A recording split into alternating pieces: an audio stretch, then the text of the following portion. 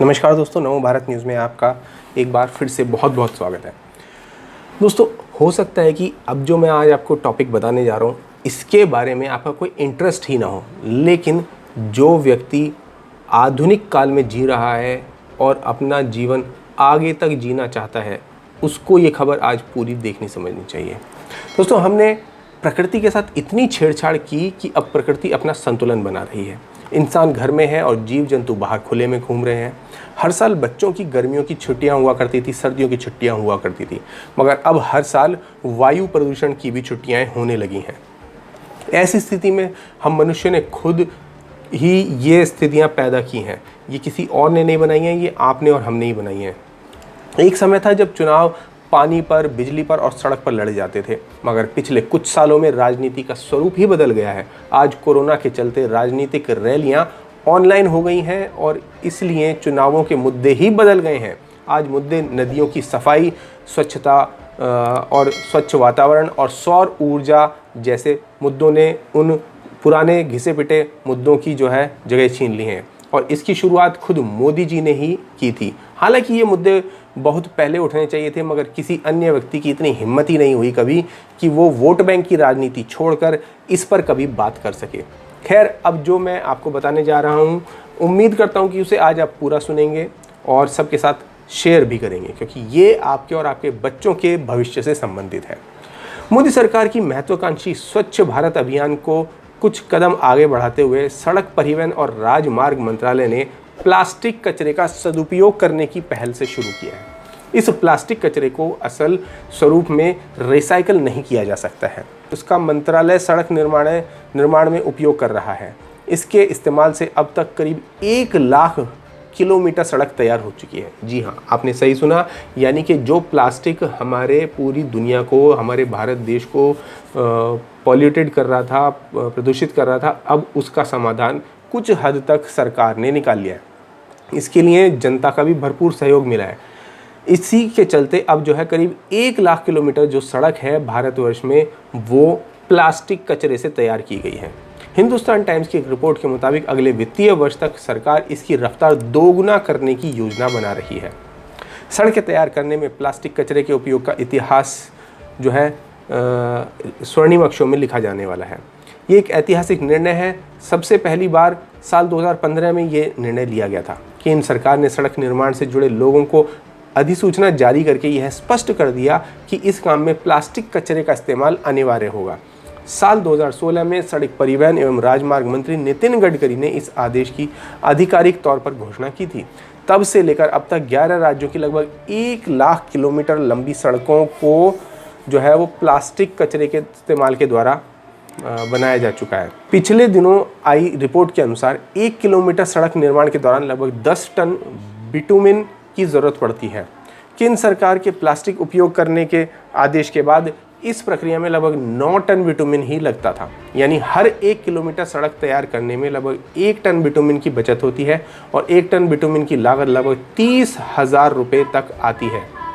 इसका मतलब सरकार हर 1 किलोमीटर सड़क निर्माण में लगभग 30,000 रुपये बचा रही है। प्लास्टिक कचरे का इस्तेमाल करके सड़क बनाने की जो प्रस्तावना मदुरई के थियागराज कॉलेज ऑफ इंजीनियरिंग के प्राध्यापक पद्मश्री राजगोपालन वासुदेवन ने दी थी, उन्हें प्लास्टिक मैन ऑफ इंडिया के नाम से भी जाना जाता है। उनका कहना था कि प्लास्टिक की वजह से सड़क में गड्ढे नहीं होते। यह सामान्य तरीके से बनाई गई सड़कों की तुलना में बाढ़ और अत्यधिक गर्मी झेलने में भी ज़्यादा कारगर साबित होते हैं, क्योंकि आपको पता है जब ज़्यादा गर्मी पड़ती है तो जो सड़क का जो तारकोल होता है वो पिघलकर बजरी से अलग हो जाता है और सड़क उखड़ने लगती है। ठीक इसी तरह से जब बारिश पड़ती है तो बारिश में भी जो बजरी होती है वो टार को छोड़ देती है और उखड़कर निकलने लगती है और बरसात के दिनों में सड़क में गहरे गहरे गड्ढे बन जाते हैं। इसके लिए सबसे पहले एक शहर का नगरीय निकाय पूरे शहर का कचरा इकट्ठा करता है। फिर उस प्लास्टिक कचरे को 3 प्रक्रियाओं से गुजारा जाता है। धुलकर इसकी सफाई कराई जाती है और फिर धुलने के बाद उसे सुखाना और अंत में उसका चूरा बनाना, इसमें हर तरह का प्लास्टिक शामिल होता है। ये जो प्रोसेस है ये एक बहुत लंबा प्रोसेस होता है। इसमें आपको बता दें बहुत सारे शहरों का जो कूड़ा जो इकट्ठा होता है उस कूड़े का मतलब उसकी छटाई होती है, उसमें से प्लास्टिक को अलग किया जाता है, उसकी सफाई होती है। सफाई करने के बाद उसको जो है बारीक दानों में कन्वर्ट कर दिया जाता है। इसमें तरह तरह का प्लास्टिक शामिल होता है। प्लास्टिक के कचरे को प्लांट में इतना महीन कर दिया जाता है कि यह 4 mm के टुकड़ों में नज़र आने लगता है। फिर प्लास्टिक के ये टुकड़े बिटुमिन के साथ मिलाए जाते हैं। इसके बाद टार और कोल भी मिलाया जाता है। फिर इसे 160 डिग्री सेल्सियस तक गर्म किया जाता है और अंत में इसका इस्तेमाल सड़क निर्माण में किया जाता है।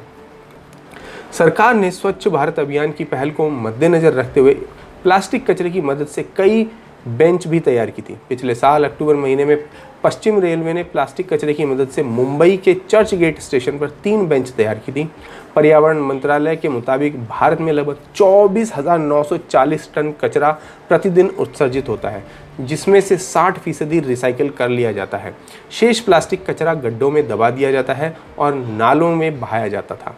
समुद्र में जाकर प्रदूषण फैलाता था ये कचरा, या जलाया जाता था, जिससे वायु प्रदूषण होता था। अब ये अगर ये जलाया जाता था तो वायु प्रदूषण होता था, और अगर इसको नदी नालों में बहा दिया जाता था तो समुद्र में जाकर जो जलीय जीवन है उसको बर्बाद करता था, और उस जलीय जीवन को बर्बाद करने के बाद वही जो जलीय जीवन है उसे जब इंसान मत्स्य उद्योग के द्वारा जब उस मछली को पकड़ कर लाते थे, खाते थे, तो उससे बीमार हो जाते थे। इस प्रकार हर तरह से हमने अपने लिए ही जहर बोना शुरू कर दिया था। खैर, वैज्ञानिकों का अब कहना है कि एक बार जो प्लास्टिक बन जाता है तो उसे पूरी तरह से नष्ट होने में हज़ारों साल लग जाते हैं। यानी जो प्लास्टिक कुछ सेकंड में, कुछ मिनटों में बनता है, उसे गलाने में हज़ारों साल लग जाएंगे। और हज़ारों साल तो हमने भी नहीं देखे कि प्लास्टिक को गलते हुए हमने ही हज़ारों साल देखा हो, तो ऐसा तो हमारे पास भी कोई इतिहास नहीं है। अब यही वजह है कि आज प्लास्टिक का कचरा इंसानों के लिए सबसे बड़ी समस्या बन गया है। एक तरफ पूरी दुनिया के लोग इसे निपटाने के लिए रिसर्च कर रहे हैं, तो वहीं दूसरी तरफ एक भारतीय हैं जो न सिर्फ प्लास्टिक के कचरे का तोड़ लेकर आए हैं, बल्कि इसकी मदद से देश की यातायात व्यवस्था को भी दुरुस्त कर रहे हैं। हम बात कर रहे हैं प्लास्टिक मैन ऑफ इंडिया के नाम से मशहूर राजगोपालन वासुदेवन की।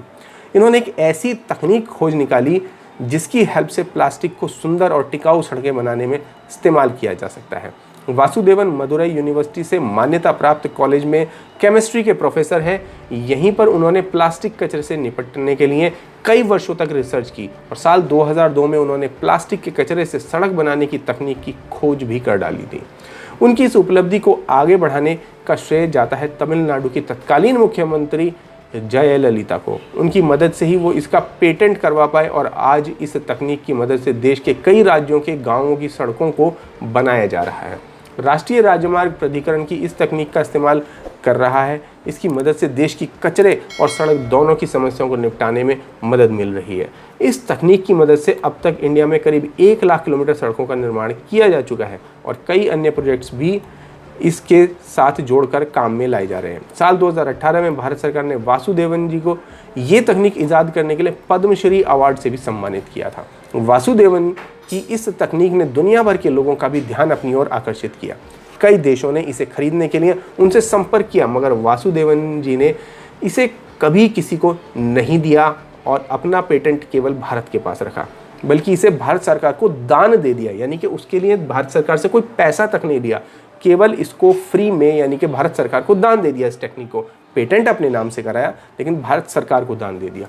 ऐसे लोग, महान लोग केवल और केवल भारत में ही मिल सकते हैं दोस्तों। ये ऐसे पहले वैज्ञानिक नहीं है जिसने ऐसा काम किया हो भारत के लिए। भारत में सालों से, सदियों से ऐसे ऋषि आते रहे हैं, ऐसे ज्ञानी आते रहे हैं जिन्होंने जनता की सेवा के लिए अपने सभी प्रयोगों को दान दिया है। उसका कोई पेटेंट नहीं कराया, उसका कोई राजनीतिक या उसका आर्थिक लाभ नहीं उठाया। भारत सरकार की मदद से अब इस टेक्निक की हेल्प से विदेशों में, इंडोनेशिया, नीदरलैंड में भी सड़कें बनाई जा रही हैं। यही नहीं, ब्रिटेन की सरकार ने इस टेक्निक को और आधुनिक बनाने के लिए रिसर्च करने की दिशा में 1.6 मिलियन पाउंड का निवेश करने का वादा किया है। Plastic man of India Vasudevan को हमारा शत शत प्रणाम है। तो दोस्तों, आप ऐसे वैज्ञानिकों के बारे में भी अगर आप भी जानते हैं तो आप उनकी ये बातें, ऐसी बातें हमसे साझा कर सकते हैं। हम उन पर भी वीडियो बनाएंगे, उनके बारे में भी बताएंगे, उनको भी दुनिया में लोगों को बताएंगे, क्योंकि ऐसे बहुत सारे जो है लोग हैं जो प्रतिभाशाली होते हैं, उनकी प्रतिभा छुपी रह जाती है, उनको कोई कहने बताने वाला नहीं होता, क्योंकि उसके लिए लोग उनसे पैसे लेना चाहते हैं। बहुत सारे मीडिया चैनल्स हैं जो उन लोगों के बारे में बात करने के लिए उनसे पैसे तक लेते हैं। लेकिन जो नमो भारत न्यूज़ है, एक राष्ट्रवादी चैनल है, ये ऐसे प्रतिभावान लोगों के बारे में बताने के लिए इच्छुक रहता है अपने आप से। तो आप इस बारे में क्या विचार रखते हैं ये हमें कमेंट बॉक्स में लिखकर बताएं। साथ ही साथ देश में ऐसे वैज्ञानिकों को हम एक बार फिर से सैल्यूट करते हैं। जय हिंद। वीडियो को लाइक, सब्सक्राइब